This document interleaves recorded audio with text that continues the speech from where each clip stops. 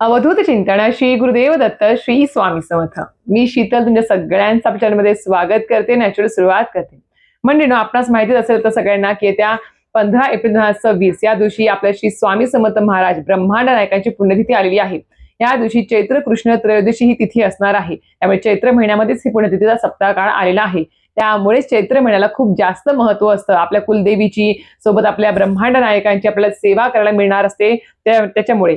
तर मंडळींनो, या आता पुण्यतिथी निमित्त आपल्याला सगळ्यांना माहिती असेल की येत्या 9 एप्रिल पासून म्हणजेच गुरुवारपासून आपल्या अखंड नाम जप यज्ञ सप्ताहाला सुरुवात होते आहे. म्हणजेच 7 दिवस आपल्याला श्री गुरुचरित्र ग्रंथाचं पारायण करायचं असतं, वाचन करायचं असतं.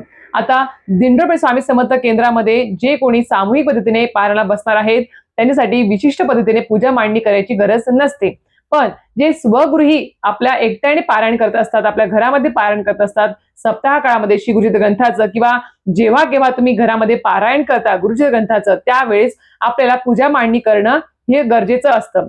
त्यामुळे पूजा मांडणी करताना ती कशी पद्धतीने करायची आहे, पूजा मांडणी करताना त्याच्यामध्ये कुठल्या कुठल्या गोष्टींचा समावेश असला पाहिजे, सोबतच संकल्प कसा करायचा आहे पारायणाचा, वाचनाचा, आणि सोबत आपल्याला सगळ्यात महत्वाची गोष्ट म्हणजेच आपल्याला रोज नैवेद्य काय दाखवायचं आहे, सकाळ संध्याकाळ 7 दिवस नैवेद्य काय दाखवायचं आहे. आणि अजून एक गोष्ट मी सांगू इच्छिते की मागच्या वेळेस ज्यावेळेस दत्त जयंतीचा सप्ताह चालू होता त्यावेळेस 90% लोकांनी खूप मोठी चूक केली होती पारायण करताना. ती यावेळेस होऊ नये पुण्यतिथीच्या सप्ताह काळामध्ये. त्यासाठीच आजचा व्हिडिओ पूर्ण बघा जेणेकरून तुम्हाला संपूर्ण माहिती व्यवस्थित कळेल. तर मंडळींनो, तुम्हाला सांगितल्याप्रमाणे आता लवकरच म्हणजे आज बघा 31 मार्च तारीख आहे, उद्या 1 तारीख आहे, जेमतेम 8 दिवस बाकी आहेत आपल्या सप्ताहाला सुरू होण्यासाठी. त्यामुळे ज्यांना कोणाला इच्छा असेल या सप्ताह काळामध्ये सहभाग घेण्याची, वाचन करण्याची किंवा पारायण करण्याची, त्यांनी आवर्जून मी खरं सांगते संपूर्ण तयारी करून घ्या. त्यासाठी श्री गुरुचरित्र ग्रंथ दिंडोरी प्रणीत असा श्री गुरुचरित्र ग्रंथ आपणास पाहिजे असतो. सोबत आपल्याला श्री विष्णू सहस्रनाम ही पोथी हवी असते, जपमाळ हवी असते, आणि सोबत आपल्याला बघायला गेलं तर आपल्याला नित्यसेवेची पोथी असेल, आरती करण्यासाठी वगैरे या सर्व साहित्य लागत असतात. त्यामुळे त्याची तयारी तुम्ही नक्कीच करून घ्या अगोदरच. आता आपल्याला 9 तारखेला पारायणाची सुरुवात होणार आहे. पहिला दिवस आपला सप्ताहाचा 9 तारीख म्हणजेच 9 एप्रिलला असणार आहे. आता तुम्हाला मागच्या व्हिडिओमध्ये मी सांगितलं होतं की आपला 9 एप्रिल पासून ते 15 एप्रिल पर्यंत हा सप्ताह काळ असतो, म्हणजे वाचनाचा काळ असतो 7 दिवसांचा. त्याच्या म्हणजेच आपल्याला 8 तारखेला 8 एप्रिलला आपल्याला 4 श्वान म्हणजे 4 कुत्रे आणि एका गाईचा छोट्या छोट्या चपात्या आपल्याला बाजूला ठेवायच्या असं त्यांचा नैवेद्य आपल्याला त्यांच्या मैदानामध्ये किंवा मोकळ्या जागेमध्ये ठेवायचा असतो त्यांच्या नावाचा. आणि हे करावंच लागतं, हे विसरून चालणार नाही. हे केल्यानंतरच आपल्याला पारायण करायला सुरुवात करता येते. त्यामुळे कोणी सुद्धा विसरू नका. मागच्या वेळेस खूप लोक विसरली होती, ताई आम्हाला करायला जमलं नाही, मग आता कसं करू, मी आज वाचनाची सुरुवात झालेली आहे, आता कसं करू, वाचन करू की नाही. तर मी खरं सांगते, नियम जो दिलेला आहे पोथीमध्ये तोच पाळणं क्रमप्राप्त आहे, तो डावलून जमणार नाही. त्यामुळे 8 एप्रिलला आपल्याला बुधवारी अगोदरच 4 कुत्रे आणि एका गाईचा नैवेद्य, छोट्या छोट्या चपात्या आपल्याला बाजूला काढून ठेवायचे आहेत आणि आपल्याला त्यांना नैवेद्य खाऊ घालायचा आहे. त्यांनी खाल्ला तर ठीक आहे किंवा त्यांच्या नावाचा मोकळ्या मैदानात ठेवला तरी सुद्धा चालेल. सोबतच 8 एप्रिलला आपल्याला विनंतीचा नारळ सुद्धा ठेवायचा असतो. जवळपास स्वामींचं मठ असेल, दत्त महाराजांचं मठ असेल, केंद्र असेल किंवा मंदिर असेल त्या ठिकाणी तुम्ही तो विनंतीचा नारळ, खडीसाखर, अगरबत्ती ठेवायची आहे. म्हणजे आपलं 7 दिवसांचं जे काही पारायण चालू होणार आहे 9 एप्रिल पासून ते 15 एप्रिल पर्यंत, त्यामध्ये कुठलीही बाधा, अडचणी, विघ्न येऊ नये आणि हे पारायण श्री स्वामी समर्थ महाराज तुम्ही माझ्याकडून निर्विघ्नपणे पार पडून घ्या, यासाठी विनंतीचा हा नारळ ठेवणं गरजेचं असतं. ज्यांच्या जवळपास केंद्र, मठ नाही आहे त्यांनी घरामध्ये जरी ठेवला तरी सुद्धा चालेल. त्याच्यानंतर सप्ताह संपला की मग तुम्ही बघा, जेव्हा केव्हा तुम्हाला अक्कलकोटला जाणं होईल किंवा तुम्ही जवळपास एखाद्या मंदिरामध्ये गेला किंवा लांब आहे पण तुम्ही कधी ना कधी जाणार असाल, त्यावेळेस ते नारळ घेऊन जा आणि तिथे तुम्ही तो ठेवू शकता. हे झालं. हे 2 गोष्टी कराव्याच लागणार आहे 8 एप्रिलला. 9 एप्रिलला आपण ज्यावेळेस वाचनाची सुरुवात करणार आहोत त्यावेळेस आपल्याला पूजा मांडणी करणं गरजेचं आहे. ज्यावेळेस आपण घरामध्ये पारायण करतो त्यावेळेस.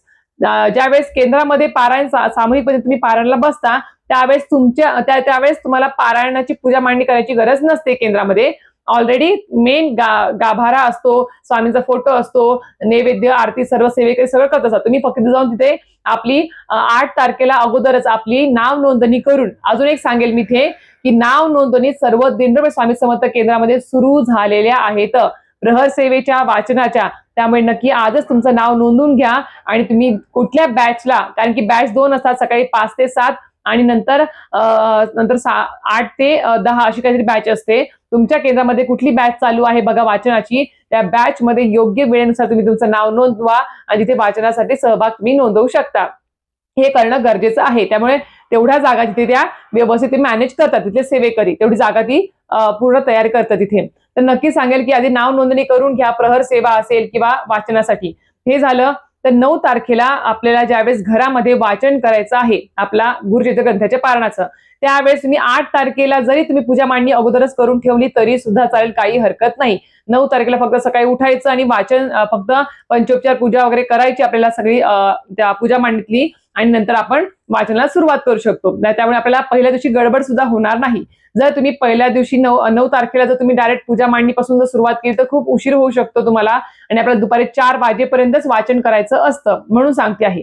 त्यामुळे 8 तारखेला जर तुम्ही संध्याकाळी पूजा मांडणी करून ठेवली तरी सुद्धा चालेल, काही हरकत नाही. आता पूजा मांडणी म्हणजेच काय, तर पूजा मांडणी म्हणजेच काय करायचं आहे आपल्याला, देव्हाऱ्यासमोर आपण कधी वाचन करायचं नाही. कारण की 7 दिवस ज्या दिवशी पोथी आपण जिथे ठेवतो, पहिल्या दिवशी तिथे ठेवली तेवढ्या दिवस 7 दिवस आपल्याला ती पोथी हलवता येत नाही. म्हणून सांगते आहे, 5वा वेद पवित्र ग्रंथ मांडला गेला हा गुरुचरित्र ग्रंथ आहे.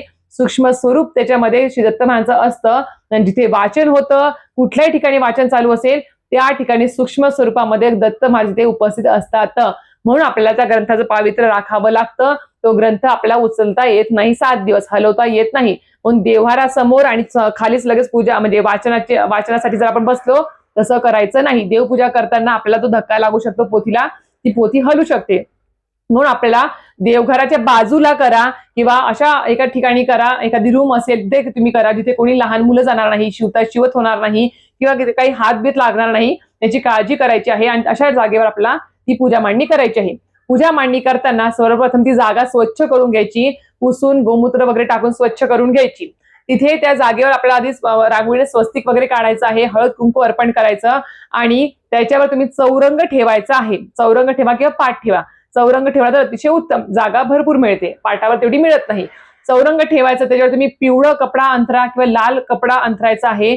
ते अंथरल्यानंतर तुम्हाला धूपदीप लावून घ्यायचा आहे. त्याच्या अग्नीच्या साक्षीनेच आपल्याला पूजा मांडणी करायची आहे.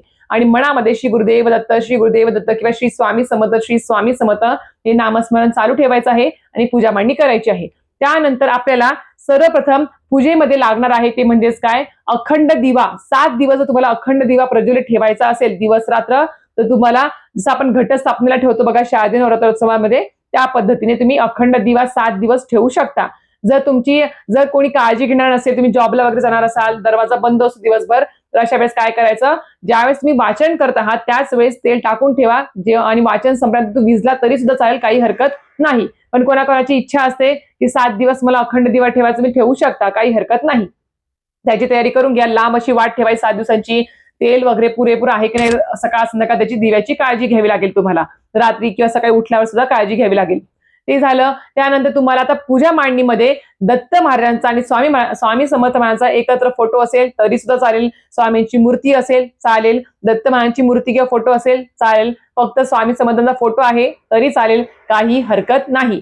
आता जर समजा तुमच्याकडे फक्त स्वामींचाच फोटो आहे, दत्त महाराजांचं काहीच नाहीये, तर तुम्ही त्यांचं स्वरूप म्हणून पानावर एक तांदूळ आणि त्याच्यावर दत्त महाराजांचे स्वरूप म्हणून सुपारी ठेवू शकता, चालेल, काही हरकत नाही.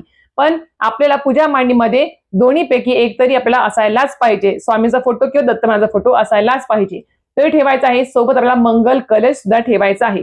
तर मंगल कलश सगळ्या स्त्रियांना माहिती असेल काय असतं ते, त्यामुळे तो मंगल कलश सुद्धा आपल्या जे फोटोच्या बाजूला किंवा मूर्तीच्या बाजूला आपल्याला ठेवायचा आहे. आता समजा समोर मी चौरंग मांडलेला आहे, सेंटरला तिथे साईडला म्हणजेच माझ्या उजव्या हाताला स्वामींचा फोटो किंवा दत्तराजाचा फोटो येईल, त्याच्या बाजूला म्हणजे माझ्या डाव्या हाताला आणि देवाच्या उजव्या बाजूला मंगल कलश येईल. अशा पद्धतीने ठेवायचा आहे. मंगल कलश आपणास माहितीये, एक स्टीलची प्लेट घ्या, त्या तांदूळ, त्याच्यावरती पाण्याचा कलश, तांब्या किंवा स्टीलचा तांब्या घ्या, आणि त्याच्यामध्ये तुम्हाला 1 रुपयाचं नाणं, सुपारी टाकायचं आहे, 5 पानं, विड्याची किंवा आंब्याची पानं ठेवा, नाही ठेवलं तरी चालेल, ठेवलं तर अतिशय उत्तम. ठेवायचे आहे धुवून स्वच्छ करून, आणि त्या पाण्यामध्ये तुम्हाला 1 रुपयाचं नाणं, सुपारी, हळद कुंकू, अक्षता टाकायचे आहेत, फूल टाकायचं आहे, आणि तुम्हाला त्यात श्रीफळ ठेवायचं आहे. श्रीफळ ठेवायचं आहे आणि आपल्याला तो श्रीफळाची रोज पंचोपचार पूजा करायची आहे. हा झाला मंगल कलश. त्याच्या समोर आता तुम्हाला काय करायचं आहे, रोज स्वामींना दिवसभरासाठी लागणारा छोटासा तांब्या किंवा फुलपात्र भरून पाणी ठेवायचं आहे, झाकून ठेवायचं आहे पिण्यासाठी. आणि तुम्हाला रोज सकाळ संध्याकाळ तुम्हाला नैवेद्य दाखवणं गरजेचं आहे. तुम्ही एवढी जरी पूजा मांडणी केली ना साधीसुधी पद्धतीने तरी सुद्धा चालणार आहे, काही हरकत नाही. जास्त काही त्याच्यामध्ये गरज नाही, कारण की आपल्याला जास्त साहित्य वाढवायचं सुद्धा नाही आहे, कारण की आपल्याला जास्त महत्व कशाचं आहे तर आपल्याला वाचनाचं आहे, ते मनापासून श्रद्धेने होणं गरजेचं आहे. म्हणून सांगते आहे, तर एवढं जरी साहित्य ठेवलं तरी सुद्धा चालेल. आणि हो, अखंड दिवा सुद्धा आपल्याला प्रज्वलित करून ठेवायचा आहे 7 दिवस. एवढंच करायचं आहे, आपल्याला जास्त काही नाही. हे केलं आणि अगरबत्ती धूप स्टँड वगैरे आपण चौरंगाच्या खाली जरी ठेवलं बाजूला तरी सुद्धा चालेल, काही हरकत नाही. हे झाल्यानंतर आपल्याला 9 तारखेला 8 तारखेला संध्याकाळी पूजा मांडणी केली. 9 तारखेला तुम्ही सकाळी उठल्यावरती देवपूजा वगैरे करून घ्यायची. त्यानंतर आपला आधी सर्वात प्रथम संकल्प सोडायचा असतो.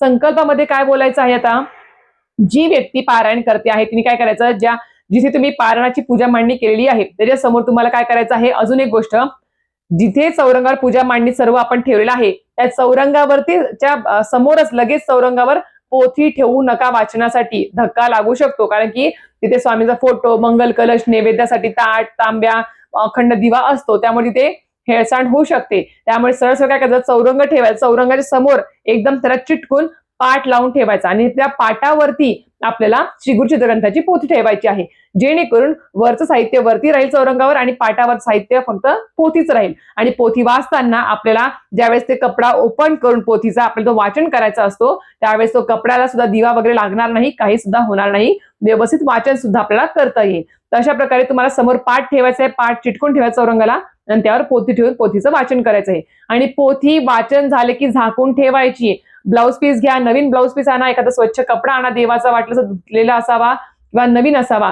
पण त्याने वाचन झाल्यानंतर फक्त वाचनासाठीच ती कपडा उघडायचा आणि पोथी वाचायची. वाचन झालं की परत कपडा झाकून ठेवायचा, हा नियम आहे, तो पाळा. ते झाल्यानंतर आपलं काय करायचं आता, संकल्प कसा करायचा. संकल्पामध्ये काय, तर समोर आपल्याला वाचनाच्या पहिल्या दिवशीच आपल्याला पोथी वगैरे सगळं मांडून ठेवलं, केल्यानंतर धूपदीप लावायचं, फुलं वगैरे पंचोपचार पूजा वगैरे करायची, मंगल कलशाची, फोटोची, जे काही तुम्ही ठेवलं असेल देवाचं जे काही ठेवलं आहे अधिष्ठान केलं त्यांची पंचोपचार पूजा करायची, अष्टगंध, फुलं, पिवळी फुलं असेल ते सगळं काही ठेवायचं आहे. हे केल्यानंतर तुम्हाला काय करायचं आहे, संकल्पासाठी हातामध्ये प्यायचं पाणी घ्यायचं, थोडंसं अक्षता टाकायचं, फूल टाकायचं किंवा हळद कुंकू टाका. ते घेतलं, समोर तांबण ठेवायचं किंवा छोटीशी स्टीलची प्लेट घ्या, त्याच्यामध्ये ते पाणी आपल्याला टाकायचं असतं हातातलं. पण समोर स्टीलची प्लेट समोर ठेवायची आणि हातामध्ये ते सर्व पाणी, हळद कुंकू, अक्षता, फूल घेतलं, त्याच्यावर तुम्हाला काय बोलायचं आहे. परत एकदा मी स्वतः सांगते, तर माझ्या नावाप्रमाणे सांगते. मी अमुक, पहिले सांगायचं मी शीतल, आता माझं जे काही नाव किंवा आडनाव असेल ते सांगेल मी, किंवा मिस्टरांचं नाव पण सांगेल. मी सौ शीतल श्री स्वामी समर्थ महाराजांची सेवेकरी असून कश्यप गोत्रात उत्पन्न. आता तुम्हाला जर गोत्र माहिती असेल तर गोत्राचं नाव घ्या, नसेल माहिती तर कश्यप गोत्र बोलायचं. कश्यप गोत्रात उत्पन्न श्री दिंडोरपेठ स्वामी समर्थ केंद्रातील मार्गदर्शनाप्रमाणे मी आजपासून, आज 9 तारखेपासून ते 15 एप्रिल पर्यंत स्वामींच्या पुण्यतिथीपर्यंत मी श्री गुरुचरित्र ग्रंथाचं वाचनाला आजपासून सुरुवात करत आहे. हे पारायण माझ्याकडून तुम्ही स्वामी समर्थ महाराज, दत्त महाराज निर्विघ्नपणे पार पडू द्या. हातातलं पाणी तसंच ठेवायचं, पडू द्यायचं नाही, निर्विघ्नपणे पार करून घ्या माझ्याकडून. आणि याच्यामध्ये कुठली अडचणी, संकट, विघ्न नका येऊ देऊ. आणि तुमची, माझी किंवा तुमची जी काही इच्छा, ती इच्छा बोलायची, ती इच्छा सुद्धा पूर्ण होऊ द्या म्हणून विनंती करायची. आणि त्यानंतर ते हातातलं जे काही पाणी ते स्टीलच्या ताटात टाकायचं आणि ते स्टीलच्या ताटातलं पाणी तुम्हाला तुळशीचं झाड सोडून इतर झाडा तुम्ही टाकू शकता, चालेल, काही हरकत नाही. हा झाला संकल्प. संकल्प केला आणि संकल्पयुक्तच पारायण करावं, खूप जास्त ते फलदायी ठरतं, त्याच्यासाठी सांगते आहे. आणि हे करत असताना तुम्हाला, आणि त्या दिवसापासूनच तुम्ही नियमाला बांधील होतात. त्यामुळे पहिल्या 9 तारखेलाच ठरवायचं की तुम्ही काय खाणार आहात. एक धान्यामध्ये, बाकीचं तर कांदा लसूण वर्जित भाजी असतेच, पण धान्यामध्ये तुम्ही कुठला धान्य निवडता हे तुमच्यावर डिपेंडेंट आहे, त्याप्रमाणे तुम्ही ते ठरवायचं आहे. ते झालं. आणि ज्यावेळेस आपलं वाचन आपण सकाळी करतो, आता सगळ्यात मोठी गोष्ट म्हणजे काय, खूप लोकांनी मागच्या वेळेस चूक केली ती म्हणजेच काय, तर ज्या वेळेस आपण श्री गुरुचरित्र ग्रंथासाठी जी पूजा मांडणी वेगळी केलेली आहे त्यामध्ये दत्त महाराजांचा फोटो असेल, स्वामी समर्थांची मूर्ती किंवा फोटो असेल, जे काही ठेवलं असेल आपण, त्याला रोज स्नान घालायचं आहे किंवा फोटो सुद्धा रोज पुसायचा आहे. खूप लोकांनी मागच्या वेळेस काय केलं की 7 दिवस एकदा 8 म्हणजे पहिल्या दिवशी स्वामींना आंघोळ, स्नान, पंचोपचार पूजा करून जे ठेवलं फोटोला किंवा मूर्तीला, त्याला परत 7 दिवस त्यांनी स्नानच घातलं नाही, त्यांना अष्टगंध सुद्धा पुसला नाही, त्यांना म्हणजे फोटो सुद्धा पुसला नाही किंवा मूर्तीला आंघोळ सुद्धा घातली नाही. हे खूप मोठी चूक झाली त्यांच्याकडून, म्हणून सांगते की ते काही घटी बसवले नाहीयेत आपण स्वामी समर्थ महाराज. 7 दिवस आपण फक्त त्यांची पूजा मांडणी केली आहे, तिथे त्यांचं अधिष्ठान केलं आहे पारणासमोर फक्त त्यांना. आणि त्यांना रोज आपल्याला आणि काय करायचं, अजून एक प्रश्न येतो किंवा ज्यावेळेस आपण आता पहाटे उठून आपण समजा वाचन करणार आहोत, तर आधी देवपूजा करायची का? मेनची आपली रोजची देवघरातली देवपूजा असते ती करायची का? तर नाही. ती देवपूजा देवघर वेगळ्या ठिकाणी असतं, त्यामुळेच पूजा मांडणी वेगळ्या ठिकाणी करायची. आणि देवपूजा नंतर जरी केली निवांत तरी सुद्धा चालेल, कारण की गडबड गडबड करून देवपूजा करायची आणि वाचन करायचं पटपट आणि घाईघाईत करायचं, याला काही सुद्धा अर्थ नाही. म्हणून देवपूजा तुम्ही नंतर निवांत करा वाचन वगैरे सगळं झाल्यावरती. पण जे अधिष्ठान तुम्ही केलं आहे पारणासमोर, जी पूजा मांडणी केली आहे गुरुचरित्र ग्रंथाच्या पारणासाठी, त्या पारणातल्या पूजा मांडणीतलं सर्व जे काही जुनी फुलं आहेत, शिडी फुलं आहेत, ती रोज बदलायची. स्वामींचा फोटो असेल तर पुसून त्यांना अष्टगंध अत्तर लावायचा. मूर्ती असेल तर त्या मूर्तीला स्नान घालायचं. भले तुम्ही कुठले स्तोत्र म्हणू नका, फक्त श्री स्वामी समर्थ श्री स्वामी समर्थ म्हणून त्यांना पाणी अर्पण करा, जल अर्पण करा, त्यांना स्नान घाला आणि मूर्ती पुसून जागेवरती ठेवा. फोटो उचलू शकता, मूर्ती उचलू शकता, असं नाही की त्यांना एकदा ठेवलं त्यांना हलवायचं नसेल. फक्त पोथी 7 दिवस हलवायची नाही आहे. फोटो मूर्ती तुम्ही हलवू शकता, तिथली धूळ वगैरे साफ करू शकता 7 दिवसाची आणि परत त्यांना तिथे विराजमान करू शकता. नवीन फुलं रोज त्यांना अर्पण करायची आहेत आणि सकाळ संध्याकाळ तुम्हाला रोज नैवेद्य देखील दाखवायचा आहे. आता जी व्यक्ती पारणाला बसली आहे ती व्यक्ती जे खाणार आहे एक धान्याचं आणि विना कांदा लसूण, तेच नैवेद्य तिला त्या पोथीच्या पारणामध्ये दाखवायचं आहे. देवघरासमोर तुम्ही वेगळा दाखवला, जे बाकीचे लोक खाणार आहेत घरातले ते दाखवू शकता चालेल, पण जिथे पारायणाची पूजा मांडणी आहे तिथे फक्त कांदा लसूण विरहित आणि तुम्ही जे पारायण करणारा व्यक्ती आहे, जे खातो आहे एक धान्य, तेच दाखवायचं आहे. सकाळ संध्याकाळ नैवेद्य वाचन, नैवेद्य आरती झाली, सकाळी पण आरती करायची वाचनानंतर आणि संध्याकाळी पण नैवेद्य झाल्यानंतर आरती करायची आहे. 2 टाइम आरती करावीच लागणार आहे. भले आज समजा तुम्हाला नैवेद्य दाखवायचा, तुम्ही सकाळी 10:30 पर्यंत वाचन झाल्यावर दाखवू शकता नैवेद्य, चालेल, काही हरकत नाही. जर तुम्हाला सकाळी सकाळी काहीतरी पहाटे नैवेद्य दाखवायचं तर काय करायचं, एखादं फळ ठेवा, ड्रायफ्रुट्स ठेवा, साखर ठेवा, चालेल, काही हरकत नाही, ते तुम्ही करू शकता. तर आपल्याला त्यांना 7 दिवस स्नान वगैरे सगळं करायचं आहे, नैवेद्य दाखवायचं आहे आणि 2 टाइम आरती सुद्धा करायची आहे. हे तुम्हाला नियम कळाला असेल, कारण की खूप जणी मागच्या वेळेस चूक केली. मी सगळ्यांना कमेंट बॉक्समध्ये सांगून अक्षरशः दमून गेलते आणि खूप जणांनी तर पारायण संपत आल्यानंतर सांगितलं की आम्ही स्वामी समर्थांच्या मूर्तीला हलवलंच नाही, त्यांना स्नानच घातलं नाही. तसं करायचं नाही. 7 दिवस त्यांना स्नान घालायचं, मस्त स्वच्छ त्यांना छान नवीन फुलं अर्पण करायची, फोटो असेल तर पुसून अष्टगंध लावायचा, हिना अत्तर लावायचं, वस्त्रमाळ तुम्ही जे काही तुम्हाला अर्पण करायचं तुम्ही ते अर्पण करू शकता. आणि फक्त कलश फक्त रोजच्या रोज बदलायचा नाही. त्यातलं जे पहिल्या दिवशी पाणी ठेवलं आहे ते पाणी तसंच ठेवायचं. 7 दिवस तो कलश तसाच ठेवायचा. कलशाला फक्त हलवायचं नाही. कलशातलं पाणी वगैरे पानं वाळून गेली तर वाळू द्या, वाटलं पानं फक्त अलगद श्रीफळ वर करून तुम्ही पानं काढून घ्या, पण कलशातलं पाणी रोज बदलायचं नाही. 7 दिवस कलश तसाच ठेवायचा आहे, फक्त त्याच्यावरती फुलं बदलायची, बस एवढंच करायचं आहे. आणि आपल्याला सांगितल्याप्रमाणे अखंड दिव्याची सुद्धा काळजी घ्यायची आहे. तर हे नियम आहेत आणि अशा प्रकारे तुम्हाला पूजा मांडणी करायची आहे. आणि चूक पण सांगितलेली आहे मी, ती चूक खरंच यंदा करू नका आणि याच्या पुढे देखील करू नका, ही विनंती. तर अशा प्रकारे तुम्हाला संपूर्ण माहिती कळाली असेल आजच्या व्हिडिओमध्ये. व्हिडिओ आवडला असेल तर नक्कीच लाईक, शेअर, सबस्क्राईब करायला विसरू नका. श्री स्वामी समर्थ.